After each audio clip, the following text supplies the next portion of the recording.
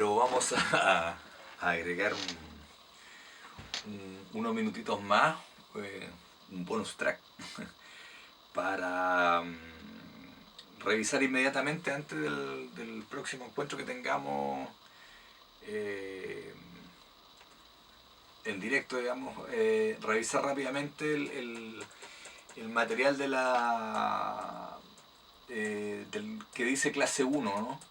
De la primera unidad, como para echar a andar ya, digamos, el trabajo de este taller de pensamiento que yo les planteaba al comienzo. O sea, ya lo hicimos, porque al exponer el programa, al revisarlo en estricto rigor, ya nosotros estamos desarrollando los contenidos de la asignatura.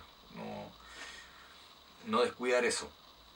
Pero sí quise agregar una pequeña cápsula de esta primera clase con algunos elementos ya específicos que tienen que ver con el primer contenido del mundo griego, sí señalando antes o recordando una definición de lo que es la epistemología, eh, para dejarla como un pilar de base al desarrollo que vamos a tener de los contenidos. Y comenzar diciendo entonces que la epistemología es, eh, como dijimos en el primer video, es un campo de la filosofía, es una disciplina dentro de la filosofía, una de sus áreas, que revisa críticamente, estudia, analiza, digamos, la producción del conocimiento, cómo se produce el conocimiento, cómo se define y cómo se definen los procesos que involucra el conocimiento humano en general, en distintas épocas, pero hoy por hoy la epistemología estudia y reflexiona sobre los condicionantes que afectan e influyen en la producción de conocimiento actual, ¿sí? Y que va en el campo de las ciencias físico-matemáticas, las ciencias duras, digamos, hasta las ciencias humanas o sociales. En el campo occidental, porque también nosotros podríamos hablar de una epistemología cosmovisional o una epistemología ancestral. De hecho, los estudios culturales, que son líneas de pensamiento dentro del pensamiento latinoamericano, por ejemplo, o de los estudios críticos con latinoamericanos, con hechos desde Latinoamérica y con el foco puesto en las características de la sociedad latinoamericana y cómo se produce sus procesos sociales, políticos, económicos, y en estricto rigor cómo se produce también el conocimiento desde la mirada latinoamericana. Ahí se habla y se ordena, de hecho, hay posgrados, hay diplomados, hay cursos de investigación, hay programas de investigación en torno a lo que se llama la epistemología del sur, que son todas estos cuerpos de reflexiones hechos desde los países no centrales, no dominantes, y con un claro enfoque crítico a la sociedad y al modelo neoliberal que nosotros vivimos. Entonces ahí, por ejemplo, se rescatan las epistemologías de los pueblos ancestrales, que es otra manera de producir conocimiento y otra manera en consecuencia, de gestionar la realidad, ¿sí? Entonces, la epistemología como campo es bastante variado. Traje a colación esto porque nosotros lo que estamos viendo básicamente es o lo que está escrito en el programa es la epistemología occidental, en función de la producción, de la etapa de producción de conocimiento a lo largo de la historia en el mundo occidental, ¿sí? Entonces, epistemología, entonces, ¿no?, es este campo de la filosofía que estudia cómo se produce el conocimiento, cómo se producen las leyes del conocimiento, cómo se producen sus metodologías, ¿sí? Em, cómo y sobre qué se estructura la ciencia, aquello que conocemos como ciencia de la modernidad en adelante, pero también aquello que se le llamaba ciencia en el mundo más antiguo, eh, que es lo que era la episteme, ¿sí? Es decir, ciertos ordenamientos de ciertas formas de categorización y categorizaciones del conocimiento en un contexto histórico determinado. Entonces, eso es la epistemología, el estudio, en grueso sí, el estudio del conocimiento, pero en estricto rigor, lo que corresponde, siendo más riguroso, es la disciplina de la filosofía que estudia los procesos de formación, de creación, de gestión del conocimiento y sus condicionantes sociohistóricos. ¿Sí? La epistemología contemporánea, que lo vamos a ver en su momento desde tres grandes epistemólogos del siglo XX, que a mitad del siglo XX, los 60 en adelante, Kuhn, Lakatos y Feyerabend, van a ser justamente solo epistemólogos que remarcan la relación entre ciencia e historia, en el sentido de que definimos en los bloques anteriores, ¿no? Es decir, cómo se relaciona la ciencia con la política, con lo sociopolítico. Eso, Thomas Kuhn tiene un texto que se titula del año 62, que se titula la estructura de las revoluciones científicas. ¿Sí? Y ahí va a señalar muy claramente que la ciencia está muy determinada por los factores psicosociales, es decir, y lo dijimos también en un bloque anterior, las políticas de los países, las formas políticas de los países y económicas van a estar directamente vinculadas y relacionadas a los objetivos que el mundo científico de un país determinado se proponga, ¿no? Por eso hoy día hay mucha, y lo vamos a ver más adelante, mucho debate crítico respecto a ciertas áreas de producción de conocimiento en las universidades, al servicio de qué están. Hay preguntas fuertes ahí, ¿sí? Entonces, las condicionantes sociohistóricas que se reconocen desde el siglo XX en adelante, la vamos a testear hacia atrás también, porque la ciencia no está separada de su entorno. Otro ejemplo concreto ahí, no es lo mismo hacer ciencia en Chile que en un país que se destina más recursos para la investigación. De hecho, en este contexto de la pandemia ha sido un tema fuerte eso. No es lo mismo hacer ciencia para las mujeres en un país determinado que en otro. Sí, algo que ha denunciado el movimiento feminista, que es un factor histórico muy potente hoy día y que también lo vamos a revisar. Sí, ahí hay ejemplos duros de cómo la ciencia, que uno la cree totalmente abstracta y encerrada en el laboratorio, como que no está afectada por el entorno sociohistórico, al contrario es una disciplina, es un conglomerado de disciplinas, es una acción del conocimiento humano muy influenciada por los condicionantes sociohistóricos. Por otra parte, y en relación justamente a esto, la epistemología en su segunda eh, en su segundo sentido, un poco más oculto en su definición general, va a ser también la disciplina que va a revisar cuánto de ideológico está presente en la ciencia. ¿Ok?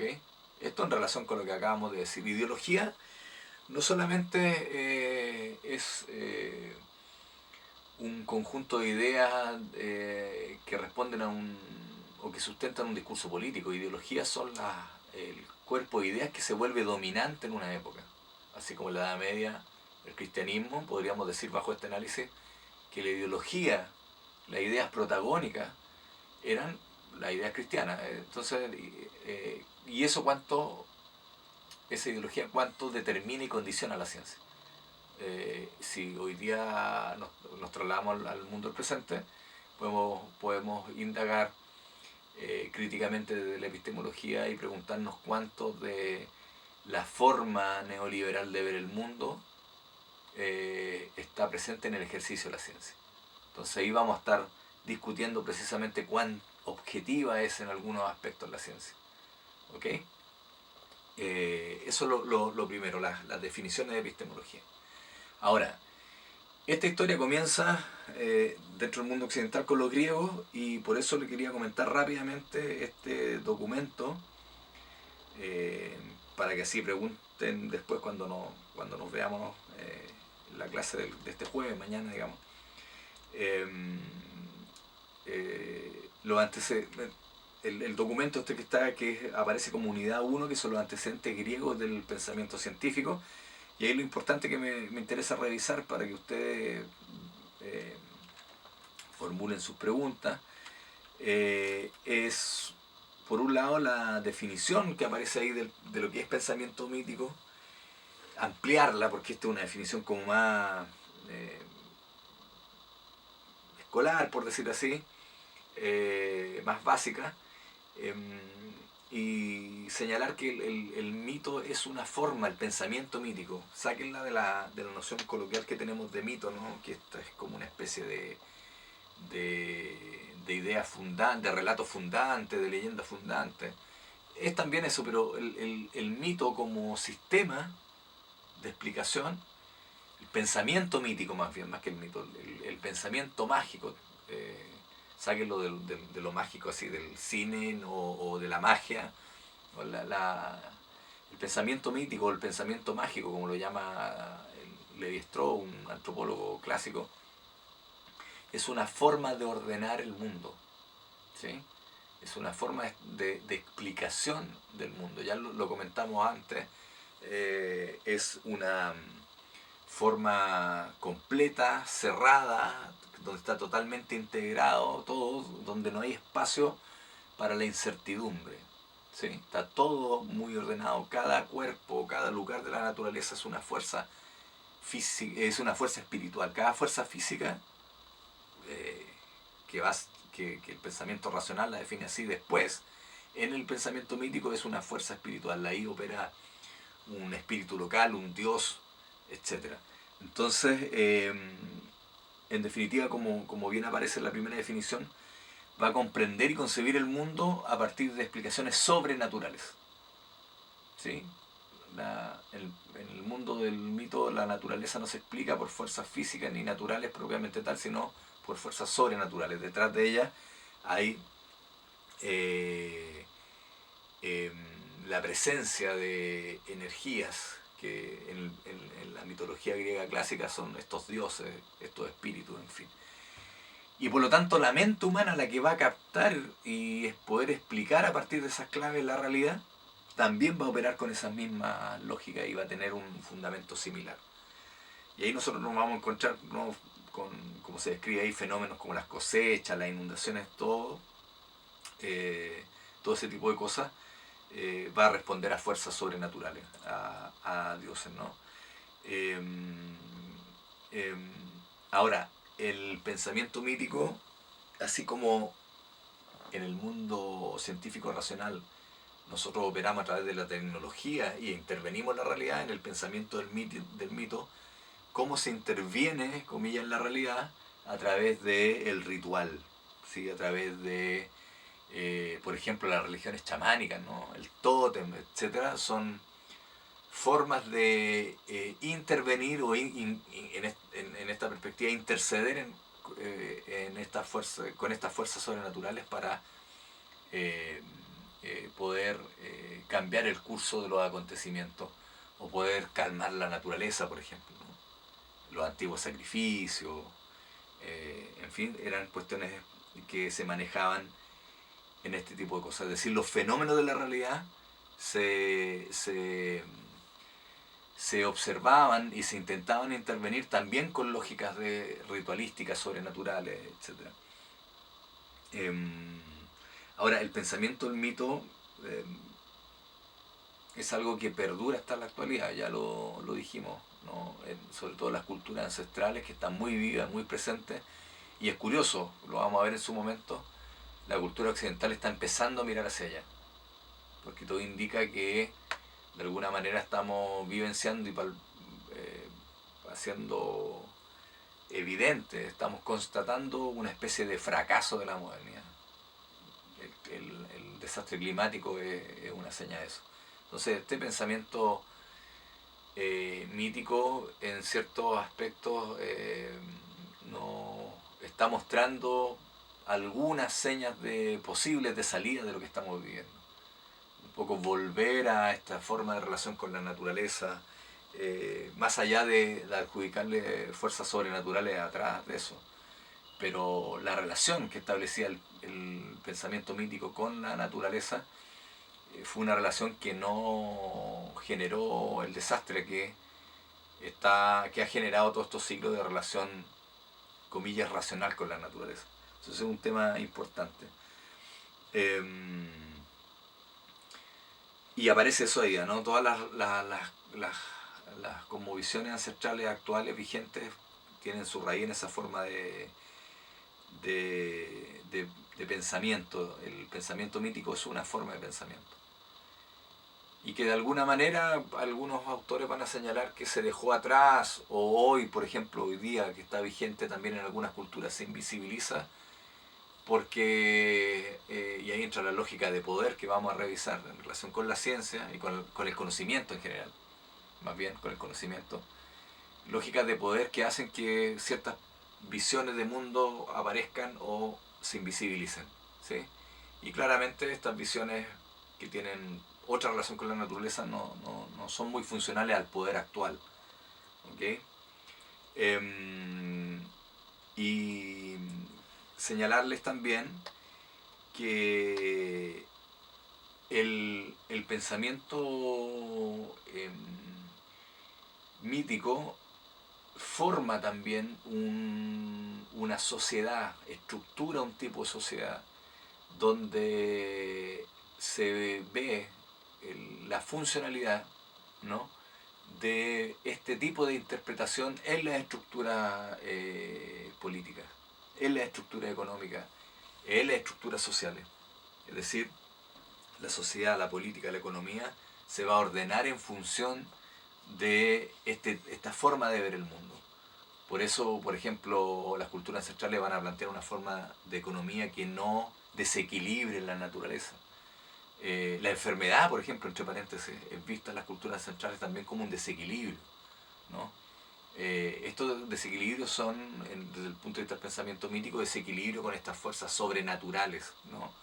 Entonces eso es un tema muy importante. El mito no es una pura leyenda, ¿no?, sino fue en la cultura occidental una forma de darle una explicación al mundo, y hoy día en su vigencia que tiene a través de las culturas ancestrales, sigue siendo una forma distinta a la antigua, de poder entender y sobre todo de poder gestionar el mundo y la realidad. ¿Qué más agregar? El pensamiento mítico perdió valoración en la cultura occidental a medida que fue irrumpiendo y consolidándose la matriz de conocimiento de las ciencias naturales y el protagonismo de la razón calculante, la razón físico-matemática, por sobre otro tipo de razones, ¿sí? Y ahí agregamos otro elemento muy importante. La razón no es una sola. Digámoslo ahora, la razón no es solamente lo que tenemos acá dentro de la cabeza que nos permite pensar, no es la materia gris. La razón son las formas y las categorías con las cuales una época piensa, ¿sí? Entonces, volviendo a esto, el pensamiento mítico son formas y categorías con las cuales se pensó y ordenó el mundo, la realidad de una sociedad determinada. Y el punto de vista de las culturas ancestrales son las formas y categorías con las cuales piensa una cultura ancestral. Que, digámoslo, el mundo científico, racional, académico de Occidente no lo valoró o lo despotenció en términos del aporte que podía hacer. Entonces,